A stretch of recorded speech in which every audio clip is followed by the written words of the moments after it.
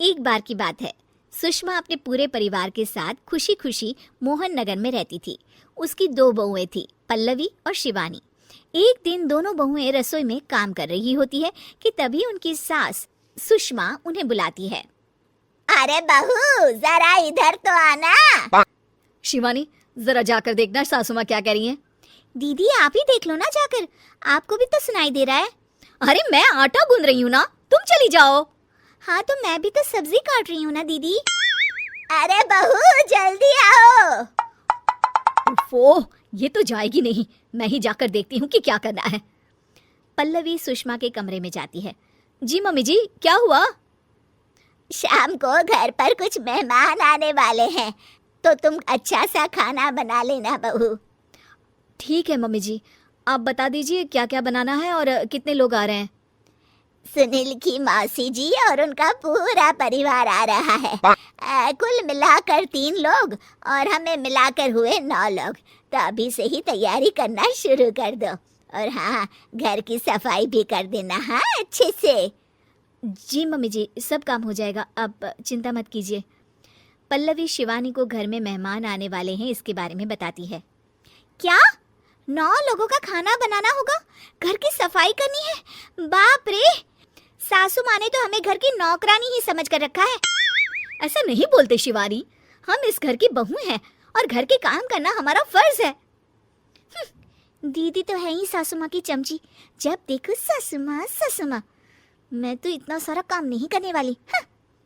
शिवानी कपड़े लेकर गमला साफ कर रही होती है और चक्कर आने का नाटक करने लगती है। मेरा सर चकरा रहा है। तभी वहां पल्लवी और सासू माँ जाते हैं। अरे बहू, क्या हो गया तुम्हें?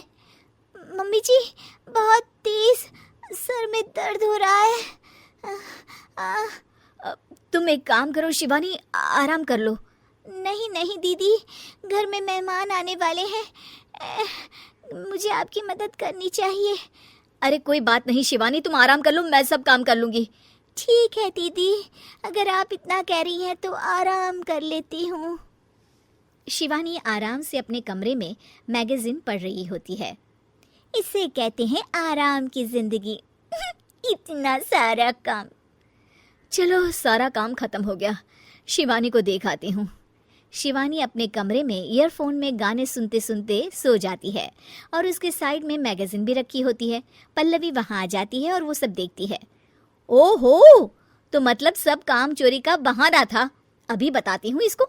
घर का सारा काम मुझे करना पड़ा और ये महारानी यहाँ मैगजीन पढ़ रही है, गाने सुन रही है। पल्लवी रसोई से एक प्लेट और चम्मच लेकर आती है और शिवानी को थाली बजाकर उठाने लगती है। शिवानी अचानक से उठती है। उठ गई महारानी, गाने भी सुन लिए, मैगजीन भी पढ़ ली। तुम तो बहुत बड़ी झूठी निकली शिवानी। तुमने सर दर्द का बहाना बनाया ताकि काम करने से बच सको। हाँ, बनाया बहाना, तो क्या करती, इतने सारे काम करती। मुझे कोई शौक नहीं है चापलूसी का। क्या चापलूसी? तुम्हें लगता है कि मैं सारे काम चापलूसी के लिए कर रही हूँ? और नहीं तो क्या। तभी वहाँ सासू माँ आ जाती हैं। अरे बहू, वो लोग बस आने ही वाले हैं, तुम तैयारियां कर लो। जी सासू माँ, तुझे तो मैं बाद में देखती हूँ। सब खाना खाने बैठते हैं और खाना शुरू करते हैं। तभी सुनील की मौसी बोलती है। वाह भाई वाह, खाना तो बहुत ही अच्छा बना है सुषमा जी, एक एक चीज में क्या स्वाद है। ये सुनकर शिवानी मुंह बना लेती है। उसे अपनी जेठानी की इतनी तारीफ रास नहीं आती। आपकी बहुएं तो बहुत ही अच्छा खाना बनाती हैं। हाँ, बनाती तो दोनों ही अच्छा है, पर आज ना ये सारा खाना बड़ी बहू ने बनाया है। छोटी बहू की तबीयत ठीक नहीं थी, सो इसलिए। मानना पड़ेगा सुषमा जी, आपकी बड़ी बहू तो बहुत ही गुणवान है। पल्लवी की तारीफ सुनकर शिवानी को जलन होती है। पल्लवी ये सुनकर खुश हो जाती है और शिवानी की तरफ देखकर उसे चिढ़ाती है। कुछ देर बाद मेहमानों के जाने का वक्त हो जाता है। मौसी जी सबके लिए उपहार लाई होती है। वो सबको शगुन के पैसे देती हैं और अंत में पल्लवी के पास आती है। तुम्हारे लिए शगुन का लिफाफा तो है ही, पर बहू तुम्हें एक और उपहार भी मिलेगा इतना अच्छा खाना बनाने के लिए। मौसी अपने सोने के कंगन निकालकर पल्लवी को पहना देती है। ये लो, ये मेरे मनपसंद कंगन है, अब से ये तुम्हारे हुए। धन्यवाद मौसी जी। ये देखकर शिवानी तो पूरी तरह से जल जाती है और गुस्से से रसोई में चली जाती है। तभी वहाँ पल्लवी आ जाती है और उसे अपने कंगन दिखाने लगती है। देवरानी जी, अब आपका सर दर्द ठीक तो है ना? मुझे लगता है कि अब सर दर्द शुरू हो गया होगा आपका।